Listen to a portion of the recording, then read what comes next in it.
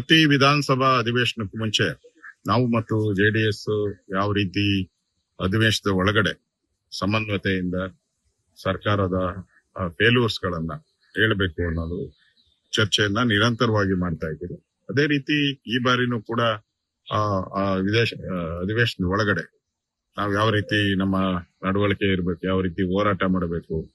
ಹೊಸದಾಗಿ ಈಗ ಮಂತ್ರಿ ಬೇರೆ ಸಿದ್ದರಾಮಯ್ಯನವ್ರನ್ನ ತೆಗೆದಾಕಿ ಹೊಸದಾಗಿ ಡಿ.ಕೆ. ಶಿವಕುಮಾರ್ ಅವರು ಮುಖ್ಯಮಂತ್ರಿ ಆಗಿದ್ದಾರೆ. ಅದಾದ್ಮೇಲೂ ಕೂಡ ಈ ಸರ್ಕಾರದಲ್ಲಿ ಏನೇ ಬದಲಾವಣೆ ಆಗಿಲ್ಲ. ಅದೇ ರೀತಿ ಲಂಚ, ಭ್ರಷ್ಟಾಚಾರ ಇವೆಲ್ಲಾನು ಕೂಡ ನಿರಂತರವಾಗಿ ನಡೀತಾ ಇದೆ.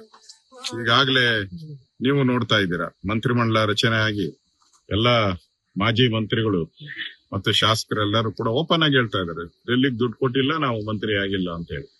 ಈ ಎಲ್ಲಾ ಬೆಳವಣಿಗೆ ಮಧ್ಯೆ ನಾವು ವಿಧಾನಸಭಾ ಅಧಿವೇಶನದಲ್ಲಿ ಯಾವ ರೀತಿ ಕಾಂಗ್ರೆಸ್ಗೆ ಮುಖಭಂಗ ಮಾಡಬೇಕು ಅನ್ನೋ ದೃಷ್ಟಿಯಲ್ಲಿ ನಾನು ಕುಮಾರಸ್ವಾಮಿ ಅವರ ಹತ್ರ ಚರ್ಚೆ ಮಾಡಿದೆ. ಅದೇ ರೀತಿ ಬಿಡದಿ ಹೋರಾಟದ ಬಗ್ಗೆನೂ ಅಷ್ಟೇ. ಬಿಡದಿ ಏನು ಲ್ಯಾಂಡ್ ಸ್ಕ್ಯಾಮ್ ಇದೆ ದೊಡ್ಡ, ಅದರಲ್ಲೂ ಕೂಡ ರಿಯಲ್ ಎಸ್ಟೇಟ್ ಬಿಡದಿ ಟೌನ್ಶಿಪ್ ಅನ್ನ ರಿಯಲ್ ಎಸ್ಟೇಟ್ ಮಾಡಕ್ಕೆ ಕಾಂಗ್ರೆಸ್ ಅವರು ಡಿ.ಕೆ. ಶಿವಕುಮಾರ್ ಅವರು ಹೊರಟಿದ್ದಾರೆ.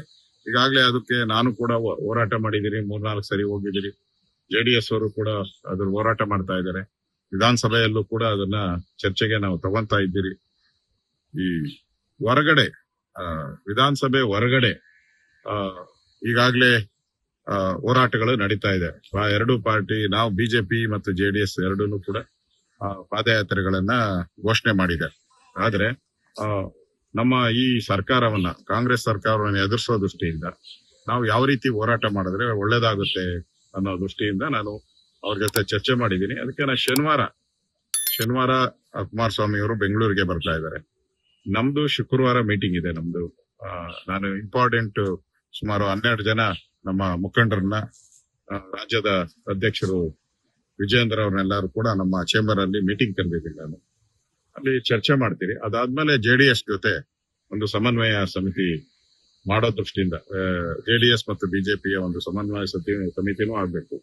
ಅದೇ ರೀತಿ ಹೊರಗಡೆ ರಾಜ್ಯದಲ್ಲಿ ಯಾವ ರೀತಿ ಬಿಡದಿ ಹೋರಾಟವನ್ನ ಒಟ್ಟಿಗೆ ಮಾಡ್ಬೇಕಾ ಹೇಗೆ ಅನ್ನೋದ್ರ ಬಗ್ಗೆನೂ ಶನಿವಾರ ನಾವು ಕುಮಾರಸ್ವಾಮಿ ಅವರು ಕೂತು ಚರ್ಚೆ ಮಾಡಿ ಒಂದು ಘೋಷಣೆಯನ್ನ ಮಾಡ್ತೀರಿ. ಅದಾದ್ಮೇಲೆ ನಮ್ಮ ಹೋರಾಟ ಇನ್ನೂ ಪ್ರಖರವಾಗಿ ಆಗೋ ರೀತಿ ಕೆಲಸ ಮಾಡ್ತೇವೆ. ಕರ್ನಾಟಕ ನ್ಯೂಸ್ ಬೀಟ್ ಫಾಲೋ ಮಾಡಿ, ಸಬ್ಸ್ಕ್ರೈಬ್ ಮಾಡಿ.